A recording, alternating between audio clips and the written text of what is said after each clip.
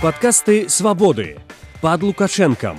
Як пачыналася і чым завяршаецца першае чвэрцьстагоддзя з Александрам Лукашэнкам. Падкаст Сергея Навумчыка пра найноўшую гісторыю Беларусі. Праз год пасля абрання першага прэзідэнта было зразумела, што абяцанне кандыдата ў прэзідэнта Александра Лукашэнкі узняць заробкі, запусціць заводы, аднавіць парушаныя сувязі не выкананыя. У жніўні 95-го пачаўся страйк работнікаў Менскага метрапалітэну. Машыністы патрабавалі выканання працоўнай дамовы. У канфлікт з уладамі уступілі ўжо не актывісты Беларускага народнага фронта, што афіцыйная прапаганда магла спісаць на імкненне нацыяналістаў учапіцца за мову ды за сцяжкі, а тыя, чым імём спачатку камуністы, потым Кебіч, а цяпер і Лукашенка апраўдывалі свае крокі. Народ. І тое, што было зроблена са страйкаўцамі і іх лідарамі, выявіла сапраўднае стаўленне ўлады да народа. Спачатку спрабавалі скампраметаваць работнікаў метрапалітэну, запусціўшы праз дзяржаўную прэсу інфармацыю, што іх заробкі нібыта дасягаюць 4 мільёнаў рублёў, што ў некалькі разоў было болей, чым нават на рэнтабельных менскіх прадпрыемствах.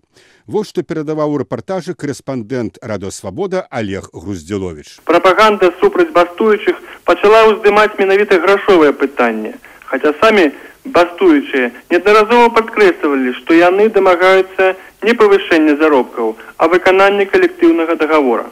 І ўсё ж, колькі атрымліваюць у метро, ці сапраўды грашовая праблема там не існуе. Ігор Калыванаў, які працуе электрыкам, мае аклад 920 тысяч рублёў. З прэміямі і даплатамі атрымліваецца 1 200 000, але чыстым ён атрымоўвае недзе 1 000 000. Трошки доплачивали коэффициентом, потом прекратили коэффициент.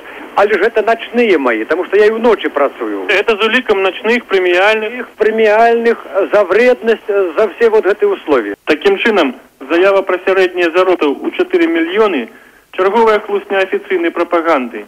І накіраваная яна на тое, каб узбудзіць ненавісць да бастуючых. І ўсё ж Беларускі народны фронт быў згаданы, прычым не кім-небудзь, а самім Александрам Лукашэнкам. У сваім выступе ён таксама заявіў, што страйк метрапалітэнаўцаў вынік умяшання пэўных замежных сілаў. Вось што перадавала корэспандэнтка Радыё Свабоды Галіна Айзенштадт. Страйк метрапалітэнаўцаў – гэта акцыя БНФ з дапамогай амерыканскага незалежнага прафсаюза і польскай салідарнасці. Так, коротко можна падсумаваць змест інтэрв'ю Александра Лукашэнкі агентству тэлевізійных навін. Вядома, што незалежныя прафсаюзы Беларусі даўно маюць дзелавыя кантакты з польскай салідарнасцю. Той самай, па словах Лукашэнкі, калі ён выступаў перад машыністамі электрычак, пагадзіўшыся замяніць забастоўшчыкаў, у выніку якой да ўлады ў Польшчы прыйшлі тыя, якія сёння ёсць. Думаецца, Валенсі не вельмі прыемна будзе пачуць пра гэта. Яны змянілі ўсю ранейшую ўладу і настройвалі паступаць так і нашых рабочых. Салігорскія шахцёры на іх вудачку не паддаліся, за што прэзідэнт ім вельмі удзячны. Не паддаліся рабочыя і сяляне, а вось метрапалітэнаўцы паддаліся. Трэба вучыцца працаваць у новых умовах. Прывёў Лукашенка словы Пазняка і зазначыў, што было праведзена 3 семінары з удзелам замежных спецыялістаў, на якіх яны вучылі дзеячоў беларускага свабоднага прафсаюзу, як дзейнічаць, каб найбольш нашкодзіць уладзе. Тактыка БНФ, Лукашенка чамусьці атаясамляе фронт са свабоднымі прафсаюзамі, гэта, лічыць прэзідэнт, тактыка дробных акцый. У пацверджанне слоў прэзідэнта яго інтэрв'ю двойчы перарывалася і на тэлеэкране з'яўлялася даведка, падрыхтаваная ведамствам Заметаліна. Па месяцах было распісана, дзе, што і калі рабілі апазіцыя і Пазняк. У кучу змяшалі і галадоўку апазіцыі, і сустрэчы з апазіцыйнымі палітыкамі Украіны, Расіі, і заявы Пазняка падчас замежных камандыровак, каб іншыя краіны не дапамагалі недэмакратычнай Беларусі. Пры гэтым узгадалі і Шушкевіча. І, канешне, акцэнт зрабілі на дапамозе, у тым ліку і матэрыяльнай з боку амерыканскіх прафсаюзаў, якія, маўляў, маюць намер звярнуць яе, бо быццам незадаволены дзейнасцю беларускіх свабодных прафсаюзаў. Вось апошнія і вырашылі адпрацаваць яе як след, каб не пазбавіцца канчаткова. Дарэчы, заметальніцкае ведомство припісала БНФ і дыскрэдытацыю прэзідэнта ў прэсе, хаця ўсім вядома, што нават пры вялікім жаданні такой магчымасці ў фронта няма, бо ўсе сродкі масавай інфармацыі знаходзяцца пад шчыльным надзорам самога Заметаліна. У выніку страйку машыністаў Менскага метрапалітэну рух цягнікоў парушыўся, і ўлады замест выканання патрабаванняў страйкоўцаў пашлі на такія крокі, якія маглі скончыцца трагічна. У кабіны лакаматываў метро селі машыністы чыгункі, якія былі незнаёмыя са спецыфікай працы. Вось што перадаваў Олег Груздзіловіч.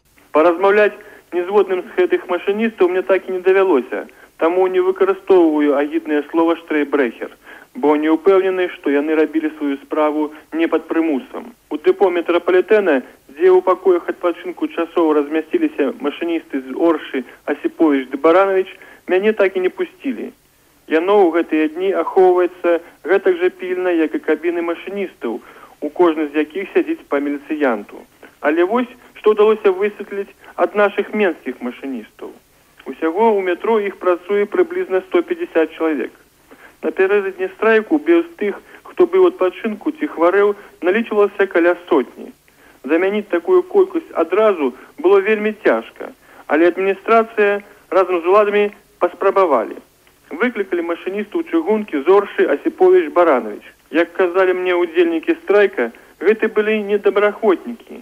Людзей прымусілі пад пагрозай звальнення. Цягнікі яны вадзілі, магчыма, добра, але метро іншая рэч. Па словах менскіх машыністаў Ігора і Александра, з якімі я сустрэўся ў метро Кастрычніцкая, яны трымаліся да панядзелака, а потым, калі ўбачылі, хто стаў на іхнае месца, здаліся.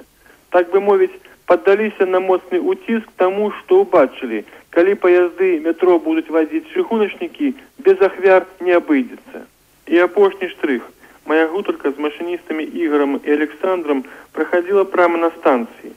Абодва машыніста казалі пра страшэнны ўціск на сябе з боку адміністрацыі і праваахоўчых органаў.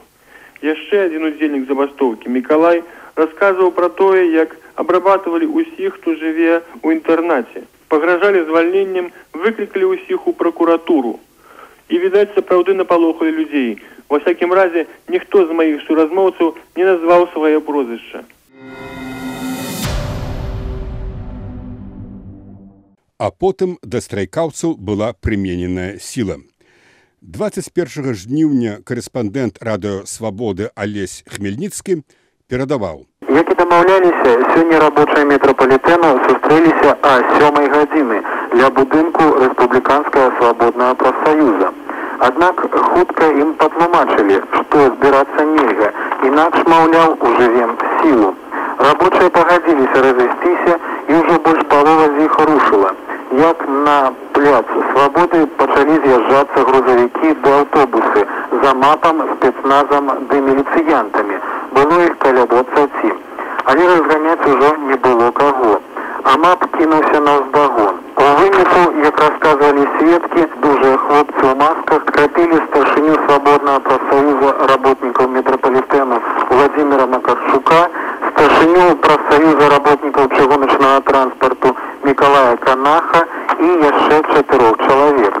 Як ужо паведамлялася, на іх паводле позвы транспартнага прокурора Беларусі была ўзбуджана крымінальная справа па артыкулу 186 частка 3 «Арганізацыя і ўдзел у групавых дзеяннях», што выклікалі парушэнне грамадскага парадку і руху транспарта.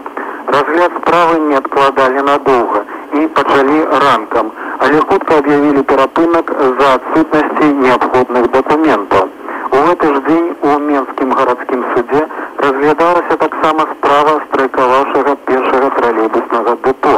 Яна была адкладзена з-за таго, што позва кіраўніцтва дэпо не была накіравана менавіта на лідараў свабоднага прафсаюза. Стала таксама вядома, што старшыню Рэспубліканскага свабоднага прафсаюза Геннадзя Быкова выклікалі ў пракуратуру. Да метадаў, якія прымяняліся да удзельнікаў страйку, мы яшчэ вернемся. А зараз каментар Валянціна Жданко, які прагучаў тыя дні на хвалях радыё «Свабода». У крызіснай сітуацыі з бастуючым метрапалітэнам улада зрабіла стаўку на сілавыя метады рашэння праблемы. Відавочна, ставіцца мэта любой цаной у зародку задушыць забастовачны рух, не даць яму распаўсюдзіцца на іншыя галіны эканомікі, прадэманстраваць даведзенаму да адчаю працоўнаму люду, якім чынам могуць быць сустрэтыя ягоныя пратэсты. Міліцыя і спецназ былі гатовыя да прымянення сілы ў дачыненні да забастоўшчыкаў яшчэ ў суботу, 19 жніўня. На плошчу Свабоды, да будынку, дзе сабраліся рабочыя, былі сцягнутыя больш дзесятка аўтамабіляў з закратаванымі вокнамі і некалькі грузавікоў са спецназаўцамі. Аперацыяй кіраваў прысутны там камандуючы ўнутранымі войскамі генерал Валянціна Галец. Са спецназаўцамі, аснашчанымі бронекамізэлькамі і чорнымі маскамі, узброенымі аўтаматамі і дубінкамі, праводзіўся інструктаж. Ім належала ачысціць будынак і плошчу ля яго ад удзельнікаў страйку. Але да сутычак тады не дайшло. Забастоўшчыкі самі пакінулі будынак і, мінуўшы ачапленне, накіраваліся да гарвыканкама. Дзеля чаго спатрэбілася кідаць спецпадраздзяленні супраць некалькіх соцень людзей. Сярод такіх, дарэчы, былі жанчыны і дзеці. Якіх мэтаў можна было дабіцца, выгнаўшы людзей дубінкамі з офіса прафсаюзаў? Урэшце, навошта быў патрэбен маскарад з чорнымі маскамі і заклеенымі аўтамабільнымі нумарамі? Ніякай відавочнай лагічнай патрэбы ў насіллі не было, і адказ напрошваецца адзін. Улада спрабавала прадэманстраваць сілу, запалохаць забастоўшчыкаў, а адным разам і тых, хто мае ці будзе мець намер іх падтрымаць. Але да сутыкнення ў суботу не дайшло, а ў нядзелю прэзідэнт выказаў нездавальненне працай праваахоўных органаў за нерашучасць і непаслядоўнасць. Усе наступныя дзеянні з арыштам актывістаў незалежнага прафсаюзу былі дакладным выкананнем прэзідэнцкай дырэктывы. Відавочна, на такую рэакцыю Александра Лукашэнкі паўплываў ягоны поспех падчас інцыдэнта з галадаючай апазіцыі, калі 12 красавіка дэпутаты гвалтоўна з дапамогай сілы былі выгнаны з будынку Верхоўнага Савету. Небяспечная ілюзія, нібы з дапамогай гэткіх жа метадаў можна вырашаць любыя іншыя канфлікты, відавочна і штурхнула ўладу на такое стаўленне да забастоўшчыкаў. Прынцып той жа: адных пабіць, другіх запалохаць чорнымі маскамі і міліцэйскімі дубінкамі, а потым растлумачыць усё народу падкопамі БНФаўцаў і заходніх спецслужбаў. Аднак зусім няма гарантыі, што такі прынцып, які аднойчы спрацаваў эфектыўна, станецца універсальным і надалей. Можна расправіцца з некалькімі дзесяткамі дэпутатаў, можна зволіць паўсотні работнікаў метрапалітэну, але нельга паслаць узброеных амонаўцаў ва ўсе працоўныя калектывы, якія пакутаюць ад бясконцых прастояў і несвоечасовай выдачы зарплаты. Міліцэйская дубінка бяссільная перад галоднымі масамі. На ўсе заводы і на ўсе прадпрыемствы міліцыю і АМАП накіраваць было сапраўды немагчыма. Але можна было падавіць ініцыятараў страйку, што і было зроблена. Асноўная роля адводзілася органам унутраных спраў. Міністрам унутраных спраў у жніўні 95-го быў генерал Юры Захаренко, у мінулым адзін з памочнікаў дэпутата Лукашэнкі па так званай антыкарупцыйнай камісіі.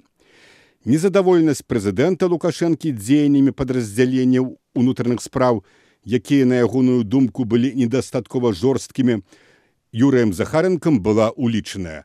АМАП пачаў дзейнічаць жорстка.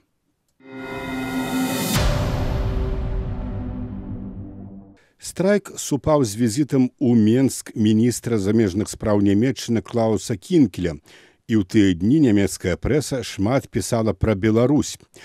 Як жа ацэньвалася палітычнае і эканамічнае становішча Беларусі праз год пасля абрання першага прэзідэнта? Агляд прэсы на хвалях «Свабоды» ў жніўні 95-го рабіла Алена Панкратова. Паводле паведамленняў з Бону, мэта сённяшняга аднадзённага візіту міністра Кінкеля прадэманстраваць беларускаму палітычнаму кіраўніцтву сваю зацікаўленасць да вяртання краіны да палітычнай лібералізацыі і эканамічных рэформаў. Наперададні візіту Кінкеля нямецкія газеты карыстаюцца нагодай сказаць чытачам пра агульнаэканамічны стан на Беларусі. Як піша эканамічная газета «Гандельсблат», Беларусь правдападобна прызнае прабелы ў сваёй знешняй эканамічнай стратэгіі. Гэта адсутнасць клопату пра імідж, а таксама абсалютна неразвіты маркетынг, Паводле прадстаўнікоў знешнеэканамічнага ведомства, трактары, якія па вельмі нізкіх цэнах прадаваліся ў Расію, потым рээкспартаваліся ёю ў краіны трэцяга свету па значна больш высокіх цэнах.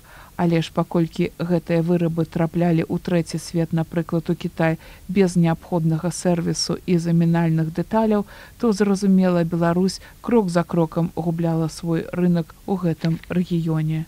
Як паведамляе Бон падчас свайго першага візіту на Беларусь, Кінкель мае мэтай запэўніць, што Нямецчына не збіраецца пакідаць свайго суседа ў цяжкія для яго часы. Нямецкі бок, аднак, хоча заклікаць Беларусь да ажыццяўлення неабходных рэформаў, гаворыцца ў паведамленні нямецкага знешнеэканамічнага ведомства. ФРГ, як важнейшы эканамічны партнер Беларусі на захадзе, заклікае Беларусь да канструктыўнага дыялогу. Сумесна з Францыяй і Вялікай Брытаніяй Бон хоча прапанаваць Беларусі партнерства, каб з дапамогай кааперацыі падрыхтаваць Беларусь да шляху ў еўрапейскае супольніцтва.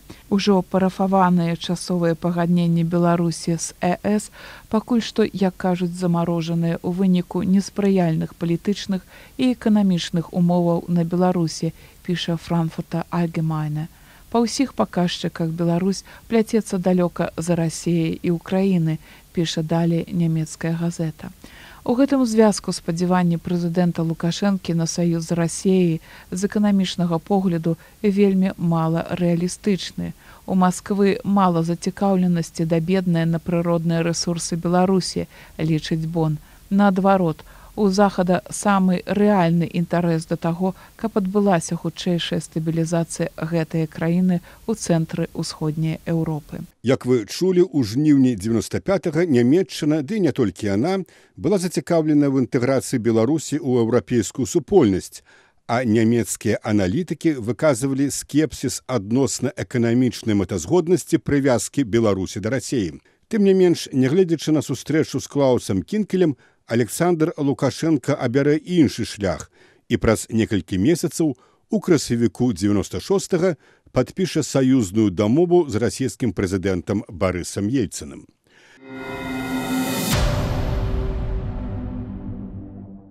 Але вернемся ў жнівень 95-го. Страйк з Менску перакінуўся ў рэгіёны.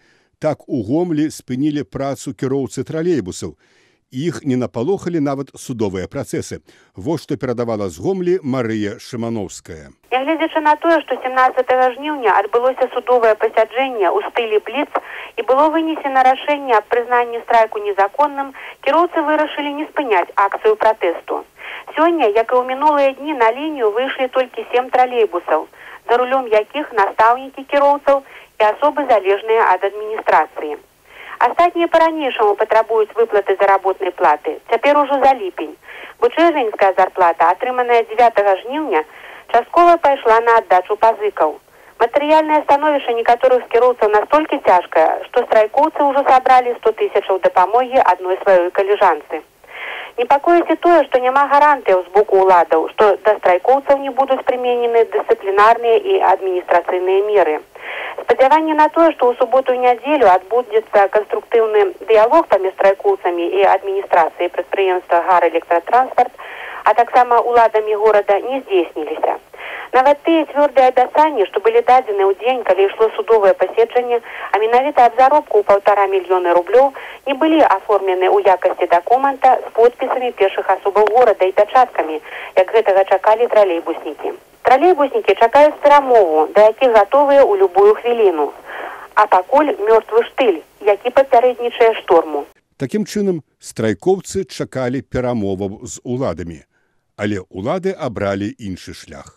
Нагадаю, што ў красавіку 91-го, калі на вуліцы Менску выйшлі з пратэстам дзесяткі тысяч рабочых, а ў Воршы былі заблакаваныя чыгуначныя шляхі, камуністычныя ўлады БССР, хаця і пагражалі прымяніць сілу, але пайшлі са страйкамаўцамі на перамовы. Потым аглядальнікі казалі, што на тых перамовах кіраўнікам удалося падмануць рабочых, што, пагадзіўшыся з невялікімі саступкамі, страйкамаўцы упусцілі магчымасці дамагчыся выканання больш важных патрабаванняў, у тым ліку і палітычных, Але я цяпер не пра тое, чаго дамагліся ці што страцілі, цяпер я акцэнтую увагу на тым, што камуністычныя ўлады у красавіку 91-го пайшлі на перамовы. Сілавы спосаб вырашэння канфлікту быў адрынуты. У жніўні ж 95-го дэмакратычна абраны прэзідэнт Беларусі аддаў перавагу іншаму спосабу – сілавому. Гэтаму не перашкодзіў нават візіт у Беларусь міністра спраў Нямецчыны Клауса Кінкеля, які супаў са страйкам на менскім метрапалітэне. Міністр унутраных спраў Юры Захаренко увогуле заявіў, што Кінкель хоча дэстабілізаваць палітычную сітуацыю ў Беларусі, а апазіцыя імкнецца патапіць краіну ў крыві. Па сумнай іроніі лёсу, праз нядоўгі час Захаренко сам апынецца ў ліку актывістаў апазіцыі, потым будзе гвалтоўна захоплены і знікне, а ягоная сям'я знойдзе прытулак у Нямецчыне. Але ў жніўні 95-го падпарадкаваныя Захаренку падраздзяленні ўнутраных спраў прымянялі да кіраўнікоў страйкавага камітэту самыя жорсткія метады. Некалькі чалавек пад дуламі аўтаматам былі пакладзены тварам у асфальт і потым затрыманыя. Але найбольш жорсткія метады органы ўнутраных спраў прымянілі да лідара рабочага руху, дэпутата апазіцыі БНФ у Вярхоўным Савеце 12-го склікання Сергея Антончыка. Але пра гэта ў наступным раздзеле. Падкасты «Свабоды» пад Лукашэнкам. Як пачыналася і чым завяршаецца першае чвэрцьстагоддзя з Александрам Лукашэнкам. Падкаст Сергея Навумчыка пра найноўшую гісторыю Беларусі.